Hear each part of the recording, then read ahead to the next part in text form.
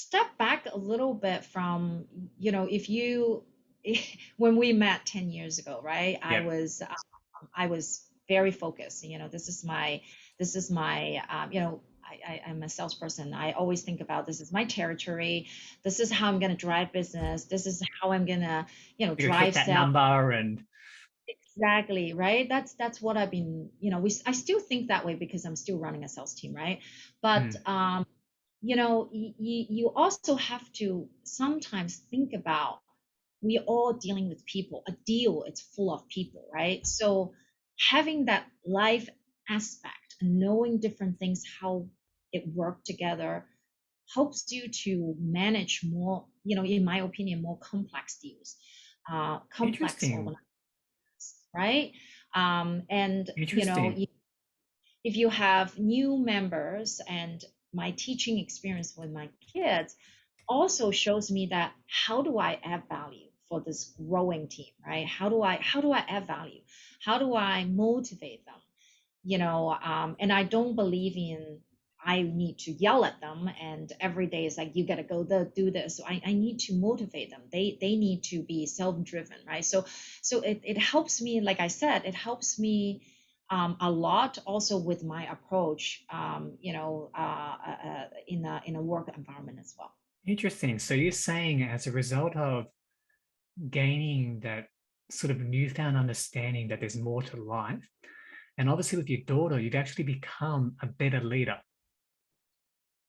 I think so. I think moms can Wow, be a interesting. That's very profound. Wow.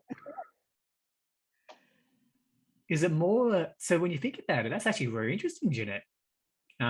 So in a way, you developed greater empathy for your team. Is that correct? absolutely, absolutely. I Interesting. think Very interesting.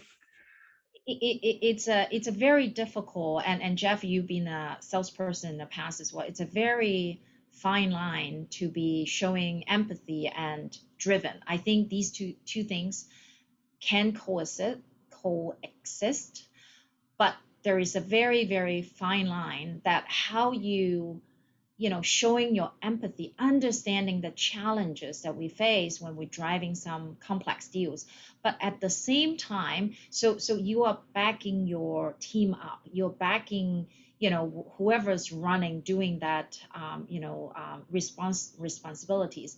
But at the same time, we need to have a goal, right? I think that's no different. In terms of working with my daughter, I can't be telling her, you got to do this, you got to do that. That one, it doesn't resonate. Two, it's not from her, you're not really developing her. But it's the same, a lot of the time in a work setup. Interesting. It's sort of like saying the whole sort of analogy is that if you teach someone to fish, they can always catch a fish. But if you give it to them straight away, they're not going to learn anything. But like I said, Jenna, that's a very fine balance. So how do you like this is amazing, right? How do you balance performance with empathy? Because if you've got a complex deal, you need to hit it by quarter end, for example. How do you balance the performance mindset of hitting it by quarter end versus the empathy of a salesperson, for example, in your team who's struggling? Yeah, there's no easy answer, Jeff. I work with a team of amazing sales professionals, right? I also have my managers who are extremely, sales focused. So I think it's working with different team members and really again, it's about priorities, right? Showing empathy is part of my personality, being a mother and etc. So that's in me, right? So I will always have that aspect of it. But there are also a lot of high priorities that I see from the senior management, from my team members, etc. So you really need to, sort of like put them all together, rebalancing them, reprioritize them depending on the situation to maximize it. So there's no easy answer. I can't tell you like, you do 50% of the empathy and then 50% of the sales focus because it doesn't work, right? So it's a blending, and it's changing as you go. So it depends on the situation. But I do think that missing empathy It's, maybe some people can do it really well. It's in my personality, it's in my way of doing things. It's important. It makes me how I lead the team, how I work with others, but also having that sharp focus, especially in, I am in a sales world, in that sharp sales focus. It's absolutely necessary to balance the two.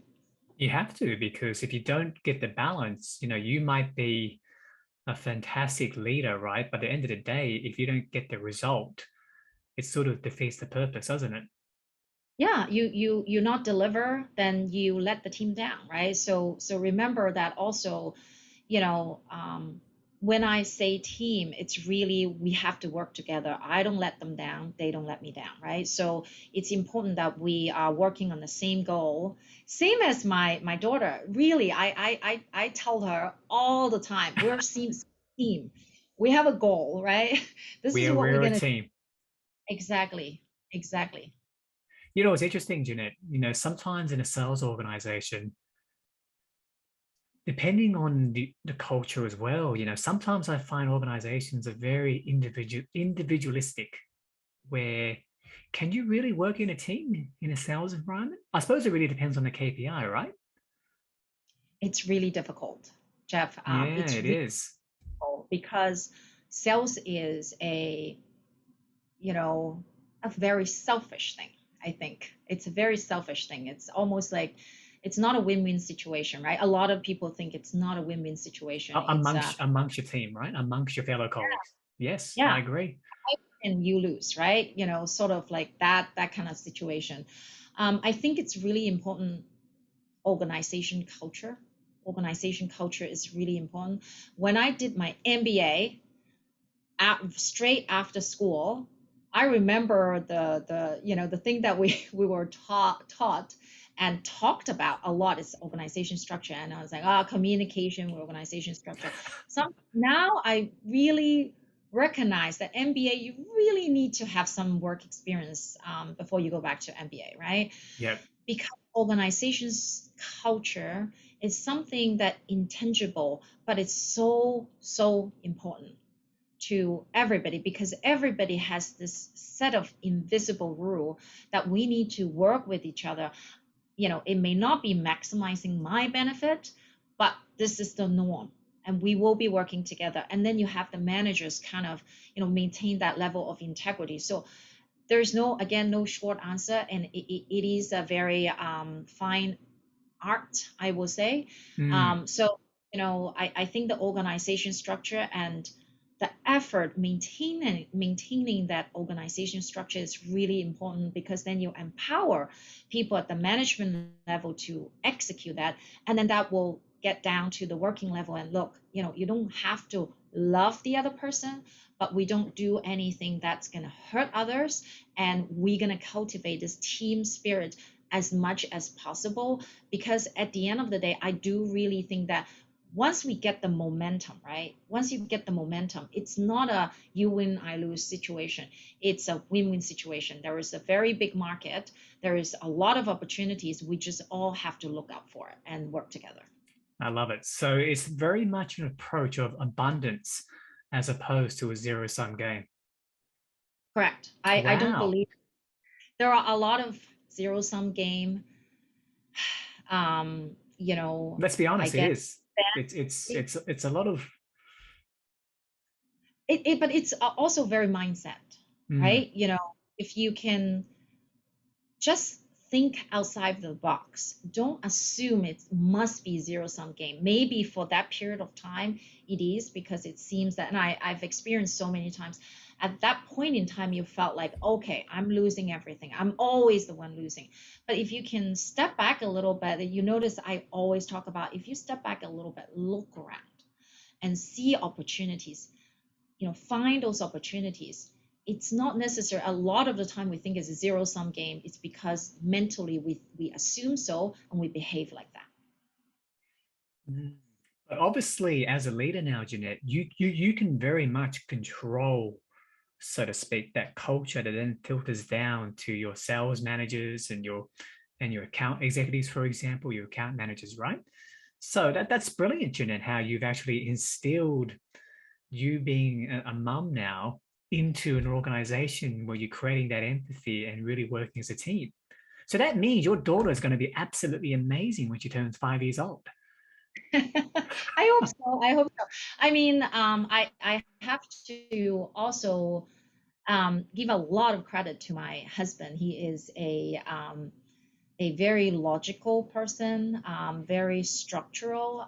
So it really helps us to, we're very passionate about our kid, right? Sometimes I think parents are too passionate. Oh, you're the cutest, you're the best. It's not necessarily the best thing for them. You know what I mean? Mm, So sometimes just having that emotion, show your passion, show your affection towards your kids, but also have very structural things to make sure that they understand, certain things, right? Boundaries, they understand what they need to do, etc. So I have to give a lot of credit that, my interaction with my kid, I use it at work, and at workplace, some of the things I use it back with my daughter, but some of the things I learn a lot from my husband as well, the way that she worked with my daughter.